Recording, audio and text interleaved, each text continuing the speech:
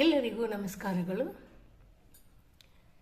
ರಾಷ್ಟ್ರೀಯ ದೇಹಾಂಗ ದಾನ ಜಾಗೃತಿ ಸಮಿತಿ, ದೇಹಾಂಗ ದಾನ ಸಾಹಿತ್ಯ ಪರಿಷತ್ ಕರ್ನಾಟಕ ಮತ್ತು ಶ್ರೀಮಾತಾ ಶಾರದಾ ಸಾಹಿತ್ಯ ಸೇವಾ ಸಂಸ್ಕೃತಿ ಆಶ್ರಯದಲ್ಲಿ ದೇಹಾಂಗ ದಾನದ ಜಾಗೃತಿಯ ಬಗ್ಗೆ ಉಪನ್ಯಾಸವನ್ನು ಈಗ ನಾನು ಸಂಧ್ಯಾ ನಾಗರಾಜ್ ಮಾಡುತ್ತಿದ್ದೇನೆ.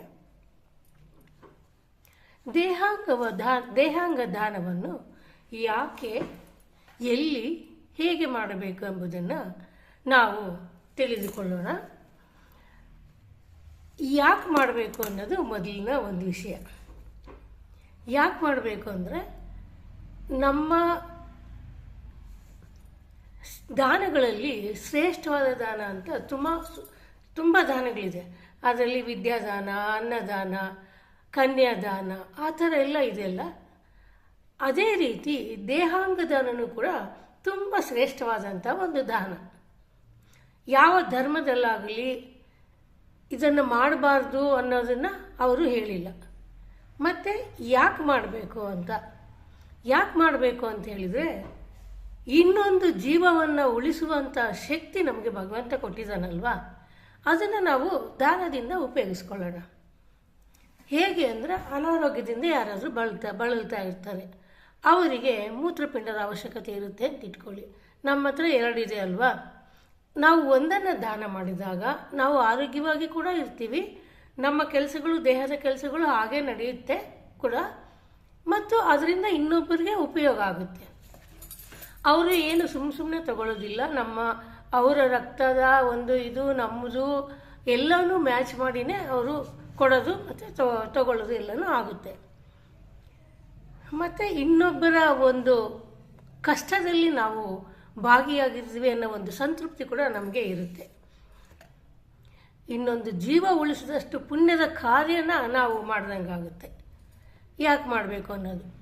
ಇನ್ನೊಂದು ವಿಷಯ ಏನಪ್ಪ ಅಂದರೆ, ನಾವು ಮಾಡಿರ್ತಕ್ಕಂಥ ಈ ದೇಹದ ದಾನದಿಂದ ಮೆಡಿಕಲ್ ಕಾಲೇಜಿನ ವಿದ್ಯಾರ್ಥಿಗಳು ನೇರವಾಗಿ ದೇಹದ ಬಗ್ಗೆ ಅರಿವನ್ನು ಮೂಡಿಸ್ಕೊಂಡು ಓದುವಂಥ ಒಂದು ಪ್ರಕ್ರಿಯೆಗೆ ಅನುಕೂಲ ಆಗುತ್ತೆ. ಮತ್ತು ಈಗ ಎಲ್ಲಿ ಮಾಡಬೇಕು ಅನ್ನೋದೊಂದು ಪ್ರಶ್ನೆ. ಎಲ್ಲಿ ಅಂತ ಹೇಳಿದರೆ, ದೇಹಾಂಗ ದಾನದ ಸಮಿತಿ ಇರುತ್ತೆ, ಗೌರ್ಮೆಂಟ್ ಹಾಸ್ಪಿಟ್ಲ್ ಇರುತ್ತೆ. ಅಲ್ಲಿ ಸ್ವಯಂ ಸಮ್ಮತಿ ಪತ್ರದಲ್ಲಿ ನಾವು ನಮ್ಮ ಹೆಸರನ್ನು ನೋಂದಣಿ ಮಾಡ್ಕೋಬೇಕು. ಹೇಗಾದರೂ ನೀವು ಪೂರ್ಣ ದೇಹದಾನ ಆದರೂ ಮಾಡ್ಬೋದು, ಅಥವಾ ಕೆಲವು ಅಂಗಗಳನ್ನು ನಾನು ಮಾಡ್ತೀನಿ ಅಂತ ಆದ್ರೂ ಮಾಡ್ಬೋದು. ಸರ್ಕಾರದ ಆಸ್ಪತ್ರೆಗಳಲ್ಲಿ ಇದ್ರ ವ್ಯವಸ್ಥೆ ಇರುತ್ತೆ. ಕೆಲವು ಅಂಗಗಳು ಅಂತ ಅಂದಾಗ ಬರೀ ಕಣ್ಣುಗಳು, ಮತ್ತು ಯಾವುದಾದ್ರೂ ದೇಹದ ಭಾಗದ ಒಂದು ಚರ್ಮ ಅಥವಾ ಮೂತ್ರಪಿಂಡದ ಯಕೃತ್ತು, ಇದನ್ನೆಲ್ಲ ನಾವು ಸಪ್ರೇಟಾಗಿ ಒಂದು ಅಂಗಗಳು ಅಂತಲೇ ಬರೆದುಕೊಡ್ಬೋದು. ಅಥವಾ ನನ್ನ ದೇಹ ಪೂರ್ತಿನೂ ನಾನು ದಾನಕ್ಕೆ ಬರ್ಕೊಡ್ತೀನಿ ಅಂತ ಹೇಳಿ ಮಾಡಬೇಕು.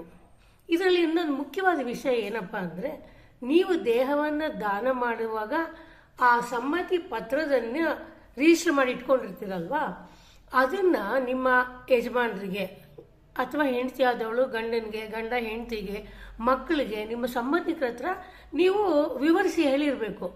ಈ ಥರ ನಾನು ನನ್ನ ದೇಹವನ್ನು ದಾನ ಮಾಡಿದ್ದೀನಿ, ನನ್ನ ಮರಣ ನಂತರ ನನ್ನ ಮಕ್ಕಳು ಅಕಸ್ಮಾತ್ ಒಪ್ಪಲಿಲ್ಲ ಅಂದರೆ, ನನ್ನ ಗಂಡ ಒಪ್ಪಲಿಲ್ಲ ಅಂದರೆ, ನೀವೆಲ್ಲರೂ ಅವರನ್ನು ಸಮಜಾಯಿಸಿ ಮಾಡಿ ಒಪ್ಪಿಸಿ ಕೊಡಿ, ಅದು ನನ್ನ ಆಸೆ, ಕೊನೆಯ ಆಸೆ ನನ್ನದು ಅಂತನ ನಿಮ್ಮ ಕಡೆಯವರಿಗೆ, ನಿಮ್ಮ ಆಪ್ತರಿಗೆ ಹೇಳಿಟ್ಟಿದ್ರೆ, ಅವರು ಅಕಸ್ಮಾತ್ ನಿಮ್ಮ ಮಕ್ಕಳು ನೋವಿನಲ್ಲಿ ಇಲ್ಲ ನಾನು ಕೊಡೋದಿಲ್ಲ ಅಂತ ಹಠ ಮಾಡಿದ್ರು ಕೂಡ ಅವರೆಲ್ಲ ಆವಾಗ ಸ್ವಲ್ಪ ಕನ್ವಿನ್ಸ್ ಮಾಡ್ತಾರೆ ಅವ್ರಿಗೆ.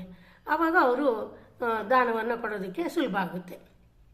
ಆಮೇಲೆ ಹೇಗೆ ಮಾಡಬೇಕು, ಯಾಕೆ ಮಾಡಬೇಕು ಅನ್ನೋದು ಹೇಗೆ ಮಾಡಬೇಕು ಅನ್ನೋದು, ಅದೇ ಹೇಗೆ ಅಂದರೆ ಪೂರ್ಣ ದಾನವನ್ನು ಮಾಡ್ಬೋದು ಅಥವಾ ಅಂಗಗಳ ದಾನವನ್ನು ಮಾಡ್ಬೋದು. ಯಾಕೆ ಅನ್ನೋದು ಗೊತ್ತಾಯಿತು. ಅದು ಒಂದು ಪುಣ್ಯದ ಒಂದು ಕಾರ್ಯ ಆಗಿದೆ, ಮಾಡಬೇಕು.